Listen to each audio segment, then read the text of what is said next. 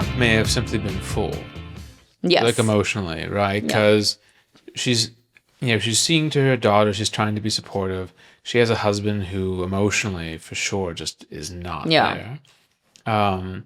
He's not mean to her per se, though he walks a fine line with some of the things he says. He's just very neglectful.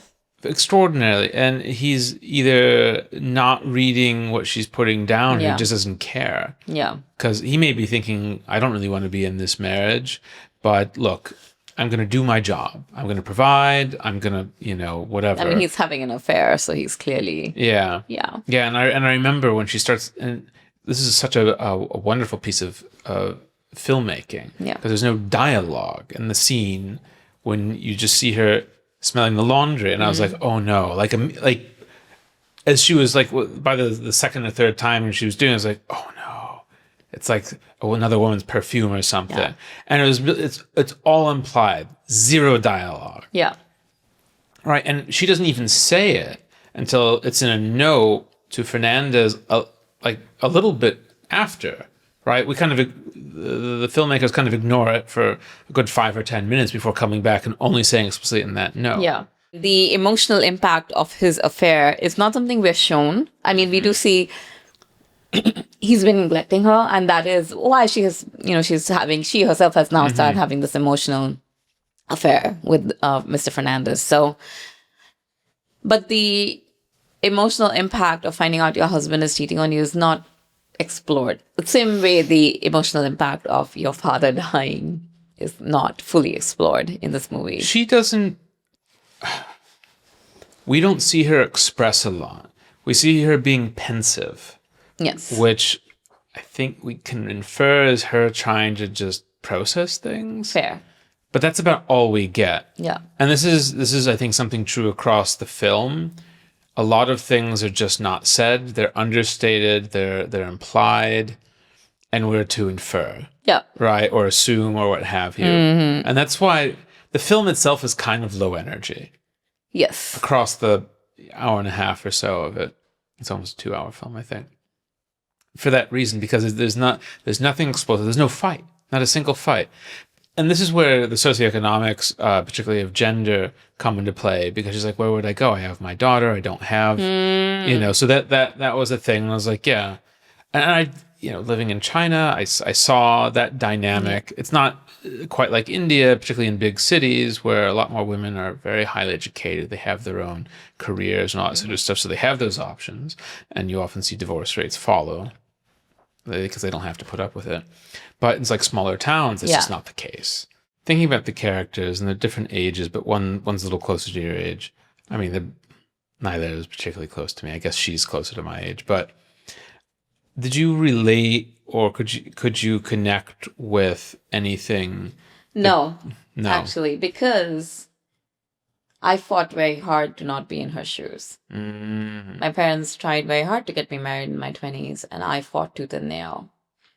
And that's partly why I came here for my MBA. So, okay, so it connects, but it's not. Okay. So it is like a very meaningful kind of counterpoint, if you will, or counter option. We can talk about it. It could be my life, right? Like married, house. Like I had to meet boys who were like, oh, my mother doesn't want my wife to work. She wants me, live at home with her, and. It could have been me. And the head Bob was telling me all the feelings. Yeah, no, it could have been. And that's why I said, the fact that she doesn't even live with her in-laws. She has so much freedom. Your in-laws living with you is like, it's so overbearing. My God, you have no life. My friends who live with their in-laws are miserable. She doesn't even live with her in-laws. So she has so much freedom. So that's what I'm right. They're relatively traditional, but there's also a lot more space for her than for a lot, if not most. Yes. Women. Yeah. Okay, so you definitely saw her situation through a different prism, because I didn't come in with that kind of context, right? And that's why I say she has agency. She doesn't even live with her in-laws. My gosh. Right. She has agency, and that's why some of it I understand, her husband is not giving her any attention and affection. It's devastating. her father is sick. Maybe that's also preying on her mind. But just the sheer level, just how much time she spends indoors, how few connections she seems to have. Sorry, that to me is it. I think she has agency. She's not exercising, and that's why I say I think she has depression. Now, Just as much as Mr. Fernandez does. And she might, right? Yeah. But that's interesting that basically, whereas I see her limitations, you see the space in which she can actually do a lot more than she is. Yeah. So I find that very interesting. But it makes sense because her situation could have been your own, hypothetically, right? Yes. And you've just obviously have exposure and just understand that. I want to call out one distinction because I think the socioeconomic strata makes such a big difference. I don't know her education levels. I don't know her. I remember there's a conversation she has with her mother where they talk about her brother dying and how her mother says, "Oh, if I had a son, I wouldn't have to ask for money from somebody else." Because, she thinks her daughter is now no longer in her family. Of course, her daughter is not earning. I was not raised with that mindset. My parents, I'm an only child. My parents definitely think of me. They don't think of me as a son, but they never treated me as less than a boy. So yes, I think, part of her, the limitations she places on herself are her conditioning.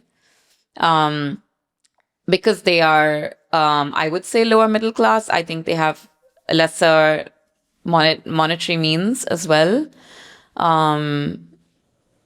to explore other options. Like she probably doesn't have a lot of, free spending money. So yeah, I would say those are things, it was like the medicines were just 5,000 rupees. And it's even in 2013, it's a lot of money, but it's not.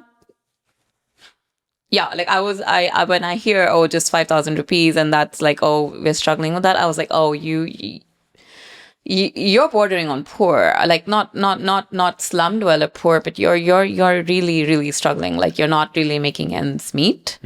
So there's a lot I do sympathize with, and there's a lot that is different from me. I think I'm fortunate to have had a little more agency, or conditioned into me. Support and encouragement. Yes, conditioned into me by my parents, right? Like I was not told if you were a boy, you could do this, you can do that. So I think, and this is why I say I don't really relate. I sympathize because I have seen women in her shoes, but I don't really relate. But I sympathize. Or maybe I do relate, or it could have been me, but it is unlikely to have been so bad for me. So let me be clear. I do think her situation is terrible. And I sympathize. And when we compare my perspective to hers, I'm not saying that is what it could have been. But there's nuance here, right? Yes. For sure.